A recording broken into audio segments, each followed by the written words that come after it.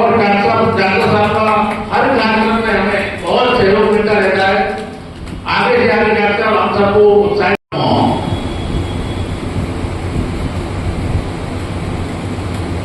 स्थापना दिवस हम आप सभी प्रभु के चरणारविंद में उमंग और उत्साह से उल्लास पूर्वक मना रहे हैं, आयोजित कर रहे हैं। ये हमारा आपको परम सौभाग्य है। हमारे पूर्वजान के द्वारा ऐसी तिथि, ऐसा स्थान, ऐसा प्रांगण, ऐसा प्रेम की स्थली स्थापित की, जब वो आने वाली पीढ़ी दर पीढ़ी से हम आप सब और हम उन्हें संभाल रहे हैं, निखार रहे हैं और वह विकासशील बनते ठाकुर की सेवा में, स्थान की सेवा में, समाज की सेवा में नाना प्रकार के आयोजन करके लाभ प्रदान करने में सहयोग करते हैं।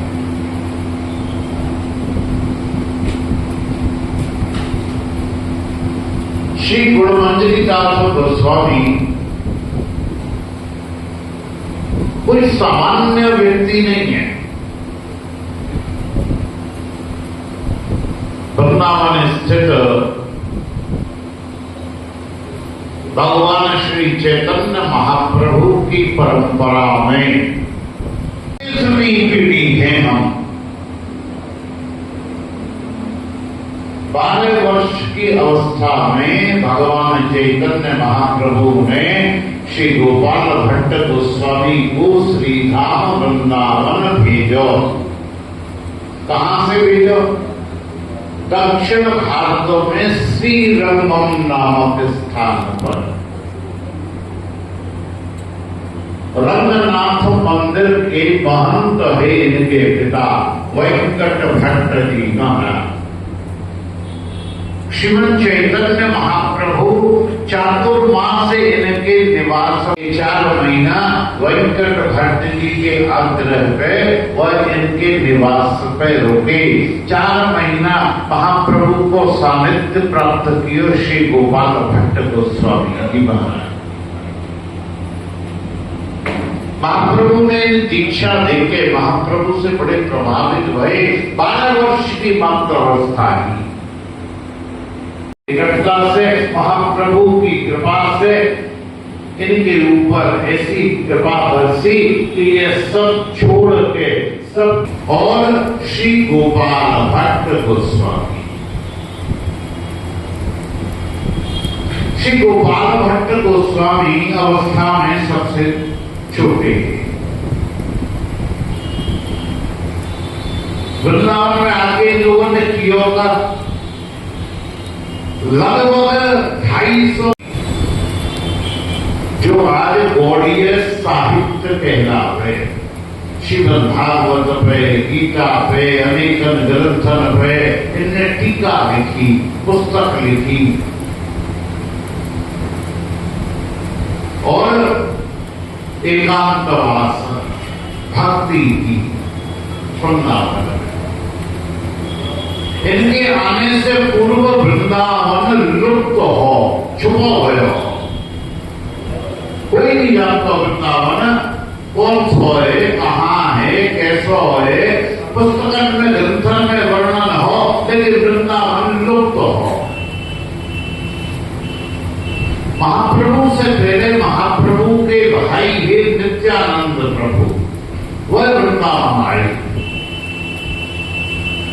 महाप्रभु की कथा में आप लोगों ने श्रवण किया होगा कि महाप्रभु वृंदावन आने के लिए व्याकुल है। वो केवल और केवल वृंदावन के लिए लाए थे, लेकिन नित्यानंद प्रभु चाहते कि पूरे भारत वर्ष के ऊपर इनकी कृपा बरसे, जन जन पे इनकी दया बरसे।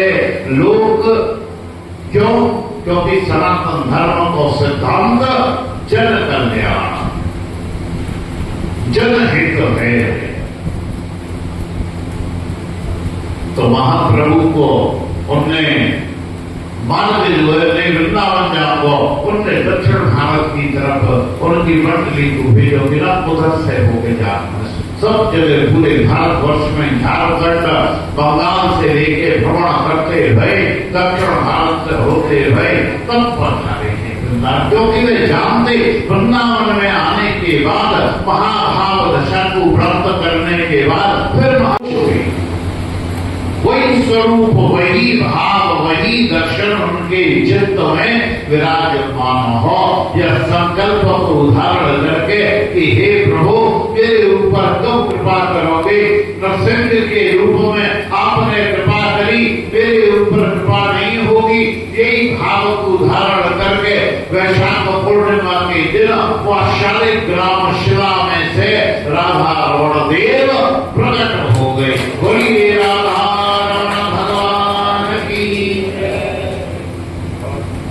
अब जब प्रकट हो गए तो मेरी चिंता लग गई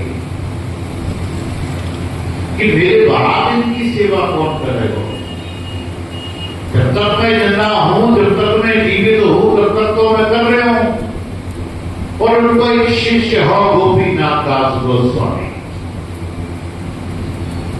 दोनों विरक्त, दोनों ने ब्याह नहीं किया, दोनों के कोई संतान नहीं है, गुरु शिष्य के, दोनों सेवा में आनंद में। गोस्वामी जी गोपाल भट्ट जी महाराज कहने लगे गोपीनाथ, हाँ भाग तू विवाह कर। वो तो बचा रहा है कि पावन पे प्रभु था के जीवन बीत गया आपकी सेवा में, अब जहां में आप आगे मुझसे विवाह के लिए कह रहे हो। मैंने जीवन भर आपकी सेवा करी, अपने गुरु की सेवा करी, ठाकुर की सेवा करी, अपनी श्री जी की सेवा कौन करेगा मेरे बाद? राधा रमण की सेवा कौन करेगा? शालिग्राम शिला में तो ये विधान है कि अगर घर में हमने रख रखी है, कहीं कोई सेवा कर रहे हो है और बात लगे कि मेरे बाद कोई सेवा नहीं कर पाएगा, तो वह बाबू यमुना में, गंगा में, जब तक की वह खंडित ना हो, उन्हें कैसे प्रवाहित किया जा सके। गोपीनाथ दास कहां के? देवबंद के, सहारनपुर के पास हुए।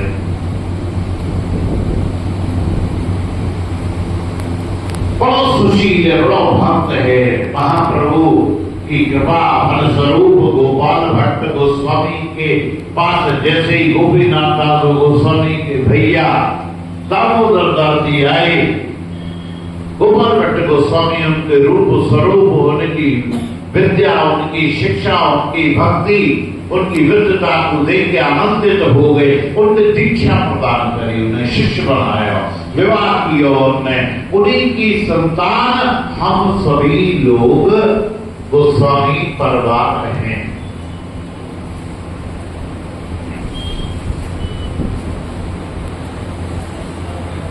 सात जगह हम लोगों की सेवा को 500 वर्ष पूर्व बंटवारा भया।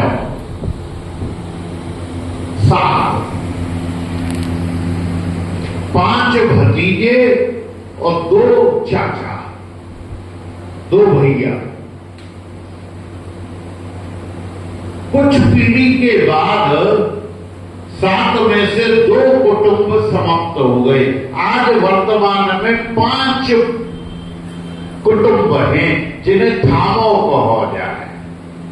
हर थामे में 6 महीना को समय दिया गया और तभी से थामे में मतलब एक ग्रुप, एक परिवार। अब 3 भतीजे और 2 भैयाओं को परिवार है, 5 कुटुंब हैं हम लोग। तो एक कुटुंब में 6 महीना नहीं, यानी हम सभी की सेवा 2.5 साल में आवे। और हम लगातार 500 वर्ष से सेवा श्री धाम वृंदावन के परम प्रिय ठाकुर श्री राधा रमण देव की सेवा में संलग्न है। पूर्व जन्म में कोई अच्छे कर्म सत्कर्म किए होंगे जो श्री जी की सेवा और सौभाग्य हमें प्राप्त है। और वो भी गोस्वामीयन में भी ऐसो परिवार, ऐसो कुल, ऐसो स्थान जहाँ श्री गल्लू जी महाराज, श्री राधाचरण गोस्वामी जी महाराज, गल्लू जी महाराज के पुत्र है श्री राधाचरण गोस्वामी, परम विद्वान। गल्लू जी परम भक्त और उनके ये पुत्र जो है श्री राधाचरण गोस्वामी, ये परम विद्वान है। आज भी प्रयागराज ओपन यूनिवर्सिटी वह वृंदावन को पृष्ठ भाग है, आगामी भाग है, प्रारंभ भाग है, और मध्य भाग गिरिराज जी है, वह क्षेत्र है। और यमुना तट तक जो वृंदावन है, यह वृंदावन को हृदय स्थली अंतः भाग है। भगवान जब गोकुल से चले करके जब आए, सबने ब्रह्मांड को आकर्षित करने वाला कौन? परम ब्रह्म परमेश्वर सच्चिदानंद घना श्री कृष्ण। और श्री कृष्ण को आकर्षित करने वाला कौन? श्री धाम वृंदावन। वह स्थान यही है, यमुना के तट पे, यमुना के किनारे रेतीले टीले देख के भगवान को हृदय आनंद से प्रफुल्लित हो गया और वह कहने लगे माता यशोदा से, मैया यही स्थान पे ठहर जा, यही रुक जा, यही रुक जा, यही हम निवास करेंगे। और उनके पिता नंद बाबा यशोदा सभी वृंदावन नामक स्थान पे निवास करने के लिए तत्पर हो गए। ये खबर भगवान के पिता नंद बाबा के परम मित्र वृषभानु के पास पहुंची, क्योंकि यह क्षेत्र को मालिक जपत प्यारी आप ही श्याम भई,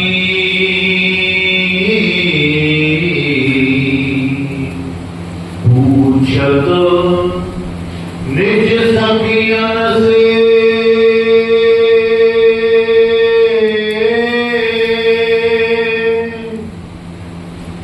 अरे पूछता सखियन से कि राधा कहाँ गई, कि राधे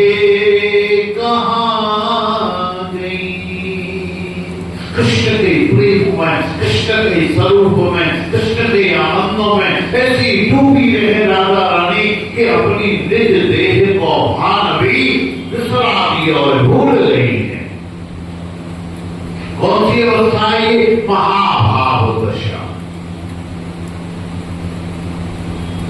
यह वियोग भाव के लिए ही श्री कृष्ण ने राधा रानी से कहें कि श्री राधे, प्रभु एक कामना है मेरे मन में, एक इच्छा है मेरे मन में, हाँ आदेश करो, आज्ञा करो। मेरे वियोग में जो तुम्हें अनुभव होए, जो अनुभूति होए, जो प्राप्त होए, तुम मोए वाको वर्णन करके श्रवण कराओ, सुनाओ, कोई बताओ तुम्हें कैसा लगे तेरे विछोह में, तेरे वियोग में कैसा अनुभव करो, कैसा महसूस करो, मैं बता तो सही को। राधा रानी मुस्कुराने लगी कन्हैया, या तो वर्णन करने के लिए शब्द नहीं है, शब्द पर्याप्त हो नहीं सके श्याम सुंदर।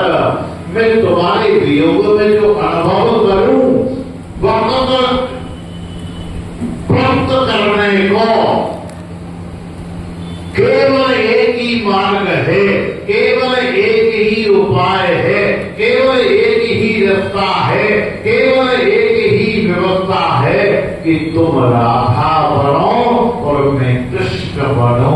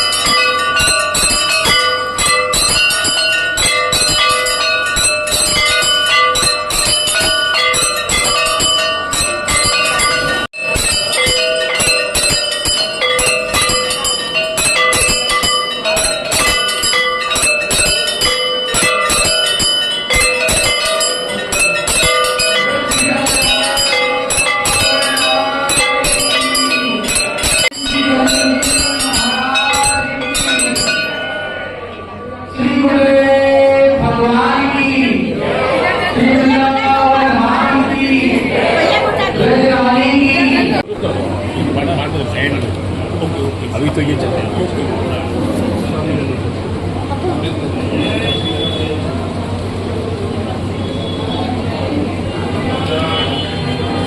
आप सब लोग गुरु जी के हाथों से प्रसाद ग्रहण करें।